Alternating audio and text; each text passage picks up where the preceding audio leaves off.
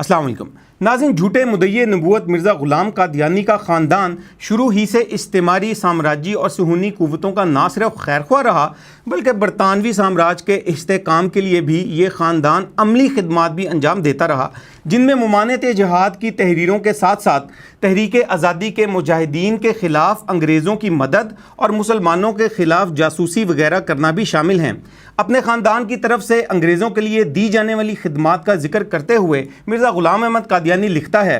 میں ایک ایسے خاندان سے ہوں کہ جو اس گورنمنٹ کا پکا خیر خواہ ہے۔ میرا والد مرزا غلام مرتضیٰ گورنمنٹ کی نظر میں ایک وفادار اور خیر خواہ آدمی تھا، جن کو دربار گورنری میں کرسی ملتی تھی اور جن کا ذکر مسٹر گریفن صاحب کی تاریخ رئیسان پنجاب میں ہے، اور 1857 میں انہوں نے اپنی طاقت سے بڑھ کر سرکار انگریزی کو مدد دی تھی، یعنی 50 سوار اور گھوڑے باہم پہنچا کر عین زمانہ غدر کے وقت سرکار انگریزی کی امداد میں دیے تھے۔ ان خدمات کی وجہ سے جو چٹھیات خوشنودی حکام ان کو ملی تھیں، مجھے افسوس ہے کہ بہت سی ان میں سے گم ہو گئیں، مگر 3 چٹھیات جو مدت سے چھپ چکی ہیں ان کی نقلیں حاشیہ میں درج کی گئی ہیں۔ پھر میرے والد صاحب کی وفات کے بعد میرا بڑا بھائی مرزا غلام قادر خدمات سرکاری میں مصروف رہا، اور جب تمو کے غدر پر مفسدوں کا سرکار انگریزی کی فوج سے مقابلہ ہوا تو سرکار انگریزی کی طرف سے لڑائی میں شریک تھا۔ حوالہ روحانی خزائن جلد 13 صفحہ 4 تا 6۔